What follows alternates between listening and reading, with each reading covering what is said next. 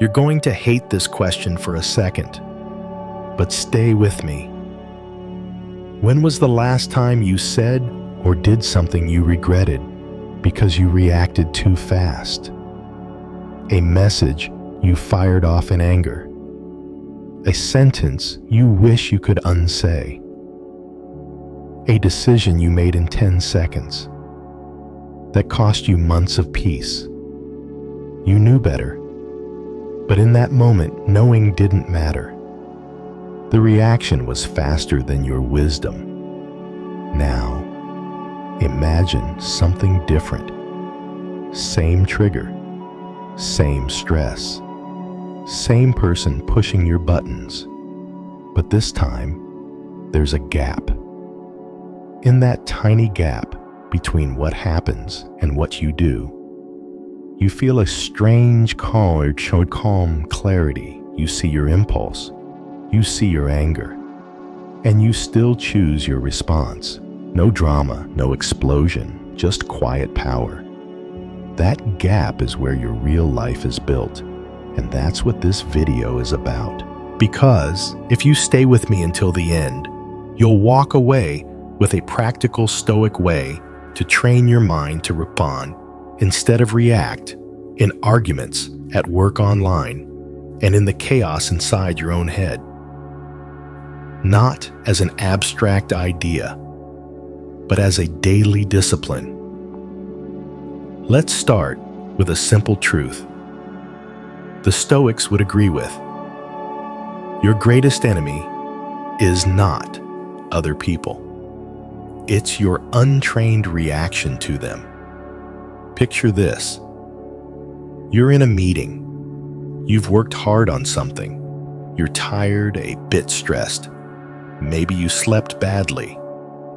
Your boss or colleague looks at your work and says, "In all honesty, I expected better from you." There's a flash of heat in your chest. Your jaw tightens. A voice inside shouts, "Who do you think you are? You never see what I actually do. I'm done with this place." In that 1 second, 3 paths open. Path 1, you react. You snap back. You defend. You blame. You say something sharp that lands like a knife. The room goes cold. You leave with your pride intact and your relationship damaged. Path 2, you shut down. You smile tightly. You say, "Okay, sure." But inside, you stew for hours, replaying the comment again and again, torturing yourself with it. Path 3, you respond. You feel that heat. You notice it. You breathe once slowly. You let 2 seconds pass, and instead of firing a reaction, you say calmly, "Okay, I'd like to understand. What exactly would you like to see improved?" Same situation, same words spoken to you, completely different outcome. The Stoics would tell you the event was never the real problem. Your interpretation and your reaction were. Epictetus put it bluntly. We are disturbed not by things, but by the views we take of things. So, the real question: how do you become the kind of person who can hold that 2-second pause in the middle of emotional fire? Because right now, for most people, there is no gap. Something happens, and they are their reaction. Someone cuts them off in traffic anger. Partner forgets something important hurt. A stranger online insults them outrage. Then later, they say, "It just happened. I couldn't help it." But that's not entirely true. You can help it. You just haven't trained for it yet. Think of your mind like a muscle. If you never train your body, you don't magically wake up able to run a marathon. If you never train your attention, You don't magically wake up able to stay calm in conflict. The Stoics understood this long before modern psychology. They saw life as a training ground, and the training revolved around one central skill: to notice your first reaction and not be ruled by it. That's it. Simple to describe. Hard to live. We usually imagine strength as loud and aggressive. But the Stoic version of strength is almost invisible. It's the microsecond where you feel humiliation, and instead of attacking back, you stand still inside yourself and ask, what is really under my control here? That question is like a sword cutting right through the drama. You don't control their tone. You don't control their mood. You don't control their judgment of you.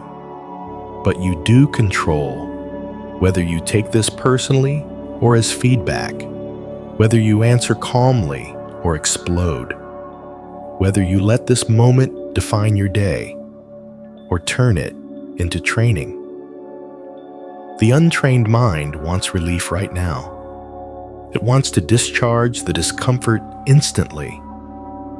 The trained mind is willing to hold the discomfort for a few seconds longer so that wisdom has time to speak. That's the difference between reacting and responding. Reacting is pain trying to escape. Responding is wisdom choosing a direction. So, how do you actually train this? Let's break it into 4 Stoic disciplines that you can start using today. Notice, pause, reframe, act on your values, not your mood. We'll go through each one with examples so you can see yourself in them. Because knowledge alone doesn't change your life. Practice does. First, notice. You cannot change what you do not see. Anger never arrives in your inbox, labeled anger. It shows up as, this person is so stupid. I can't believe this is happening. They always do this to me. Your mind rushes outward. It focuses on them, on the problem, on the injustice. The Stoic move is to turn the camera around and quietly ask, what is happening inside me right now? You're not judging it. You're just naming it. My chest is tight. My thoughts are racing. I want to defend myself. I feel attacked. As soon as you name it, you create a tiny bit of distance. Instead of, I am angry, it becomes, anger is present. This sounds small, but it's huge. Because if you are the anger, you have no choice but to act from it. If anger is something you notice, it's now something you can work with. Think of a firefighter walking into a burning room. He doesn't become the fire. He observes it. Where is it strongest? Where is it spreading? What can be saved? That's how you begin to relate to your own reactions. You become the watcher, not the flame. Second, pause.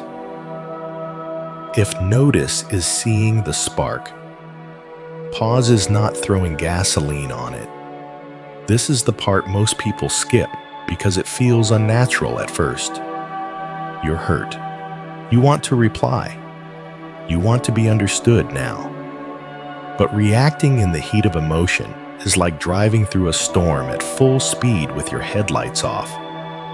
The Stoic pause doesn't have to be long. It can be 3 seconds. In those 3 seconds, you close your mouth. Relax your shoulders a millimeter. Take 1 slow breath in and 1 slow breath out. If possible, you literally look away for a moment. Not dramatically, just enough to break the trance. That micro interruption is powerful.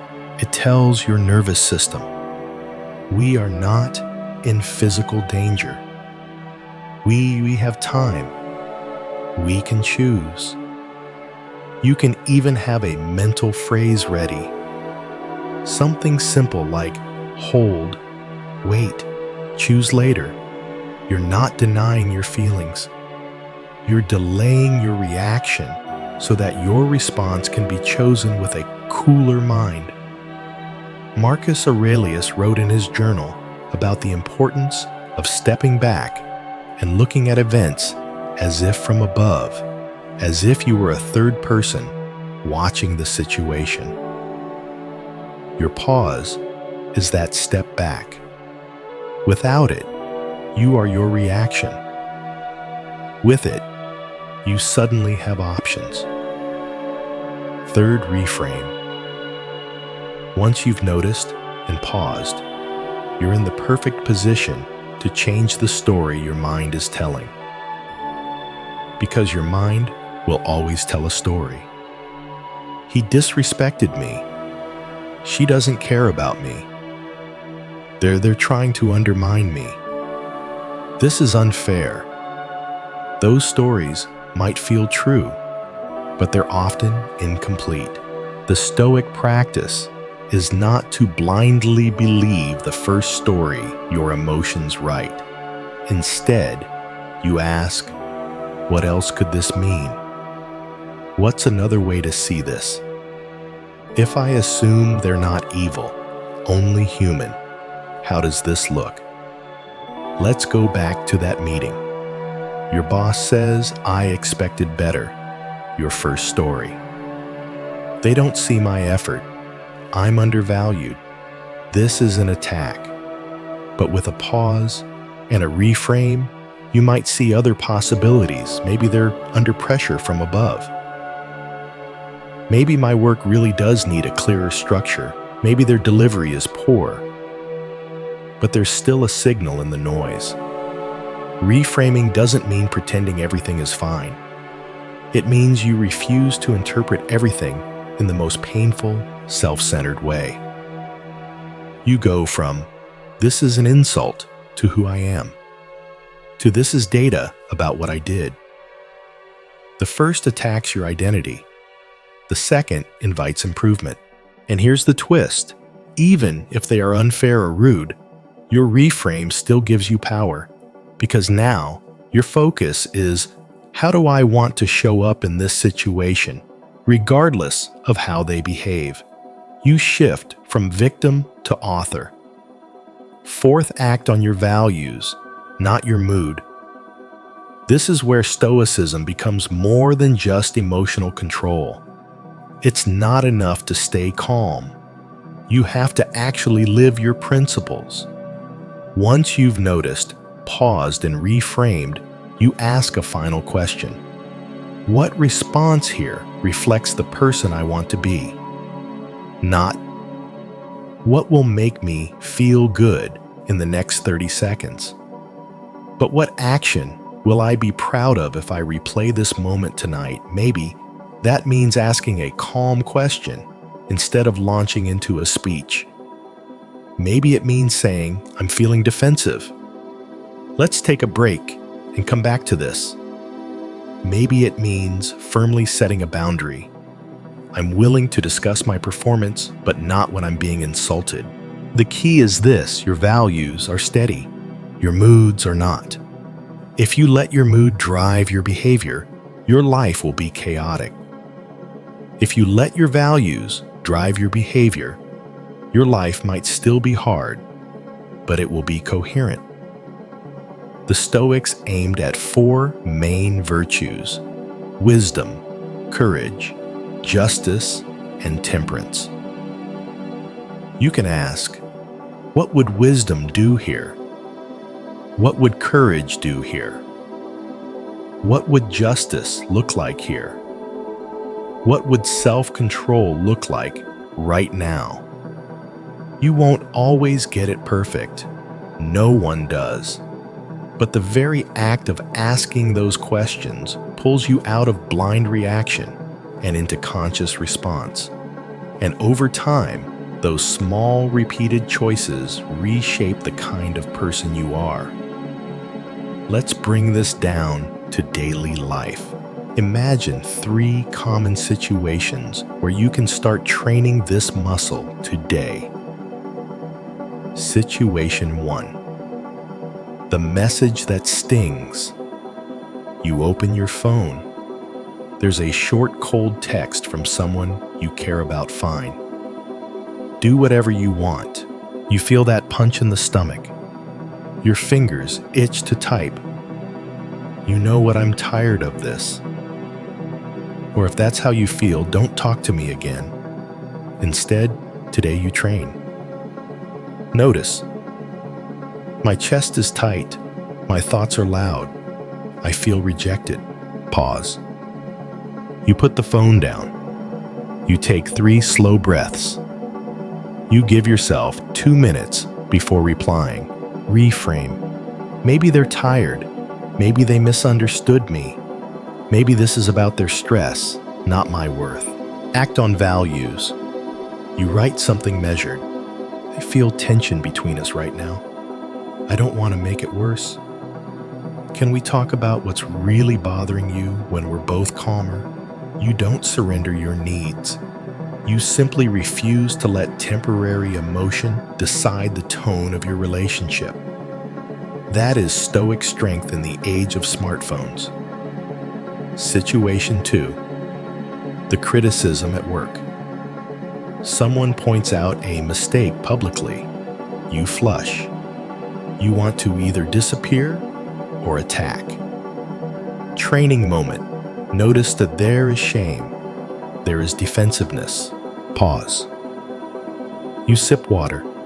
You don't respond for a few seconds. Reframe. This is uncomfortable, but this is also how I get better. I am not my mistake. Act on values. You say, thank you for pointing that out. I'll correct it. Is there anything else I should adjust so this doesn't happen again? You feel your ego protest, but you also feel a deeper strength form. The strength of someone who can learn without collapsing. Situation 3. The random disrespect. A stranger is rude. Traffic, a store, online. They treat you with no basic courtesy. You feel the surge of rage. I won't let anyone talk to me like that.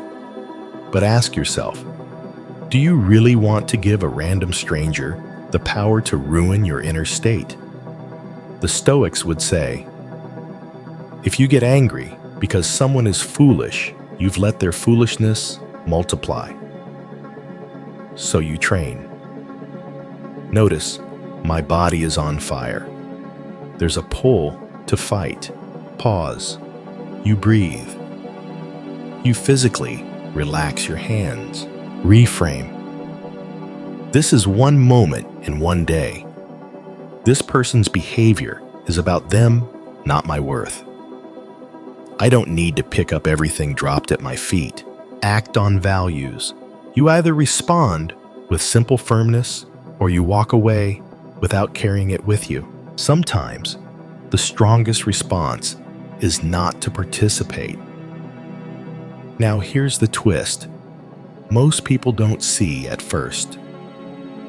This practice isn't just about being calm under fire. It's also about changing how you see yourself.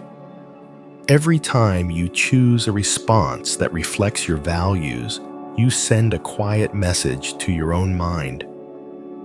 I am not a slave to my impulses. I can feel deeply and still choose wisely. Over weeks and months, your identity begins to shift. You move from, I'm just an angry person, to I'm someone who sometimes feels anger, but often chooses patience. From, I always overreact, to, I'm learning to hold the space between what happens and what I do. That identity shift is gold, because in moments of heat, we act like the person we believe we are. If you believe, "I'm always out of control," you'll live that story. If you believe, "I'm training to be steady," you'll reach for the tools you're learning now, instead of letting the old pattern decide. The Stoics had another powerful habit that glued all of this together: nightly reflection. At the end of the day, they would quietly replay their actions and ask, "Where did I live according to my values today? Where did I fall into reaction? What can I do differently next time?" No beating themselves up, no drama, just honest review. You can do the same in a very simple way. Tonight before you sleep, ask yourself 3 questions. Where did I react today in a way that I'm not proud of? Where did I manage to respond even a little bit better than before? What's one specific situation tomorrow where I want to practice noticing, pausing, reframing, and responding? You don't need to write a novel. 3 short answers are enough. The goal is not perfection. The goal is progress. One less impulsive comment, one more calm reply, one more moment where you feel the anger and still choose the wiser path. This is how character is built, not in dramatic life-changing events, but in quiet, repeated choices that almost no one sees. There's one more layer the Stoics understood that many people miss. So much of our overreaction comes from trying to control what was never ours to control in the first place. We rage at the weather. We resent other people's moods. We demand that life match our script. When it doesn't, we panic and lash out. But the Stoic split is simple. Some things are up to you. Some things are not. Up to you, your judgments, your actions, your attitude, how you treat others, what you focus on, what you practice each day. Not up to you. Other people's opinions, the past, the timing of events, the weather, the economy, most of what happens in the outer world. The more you try to control what isn't yours, the more reactive and unstable you become. The more you invest in what is yours, the calmer you become, because you're finally playing a game you can actually win. So when you feel that urge to react, you can add one more question. Am I fighting for something that's truly in my control? Or am I trying to force reality to be different? If the answer is the second, your job is not to explode harder. Your job is to let go and return your energy to somewhere it can actually make a difference. That letting go is not weakness. It's disciplined sanity. You might be thinking, this sounds good, but what about when I really get triggered? When I'm tired, hurt, or pushed past my limits? That's exactly why this is called training. You don't start with your hardest situations. You start with small ones. Someone slightly annoys you. A minor delay, a small disagreement. Use those as your gym. You notice. You pause. You reframe. You respond on purpose. Little by little, your nervous system learns. We do not have to fire at every provocation. We can stand in the middle of this and choose. Then when bigger storms hit, you're not starting from zero. You already know what it feels like to hold that space inside yourself. You've practiced in low-stakes moments. Now, you apply it where it matters more. And even when you do fail, when you react, shout, or slam the door, you don't throw the whole practice away. You do what the Stoics would do. You apologize if needed. You reflect, you learn, and you go back to training. Your worth is not destroyed by your worst reactions, but your future can be shaped by what you do after them. So as we come to the end of this journey together, I want you to remember one simple sentence. Every moment is a choice between being pulled by your reactions or guided by your values. You won't choose perfectly. No one does. But you can choose better than you did yesterday, and you can start today. The next time your phone buzzes with a message that stings, the next time someone speaks to you harshly, the next time life throws you something you did not want, remember, notice, pause, reframe, act on your values. Those 4 steps, practiced over days, weeks, and months, can quietly rebuild your relationship with your own mind. You'll start to see something remarkable. The world around you is still chaotic. People are still flawed. Life is still unpredictable. But inside, there's a growing quiet, a strength that doesn't need to shout, a calm that doesn't depend on everything going well, a dignity that comes from knowing I do not control everything that happens, but I do control how I meet it. That is the heart of Stoic response. Not coldness, not numbness, but a fierce commitment to live according to your highest self, even when your emotions are screaming.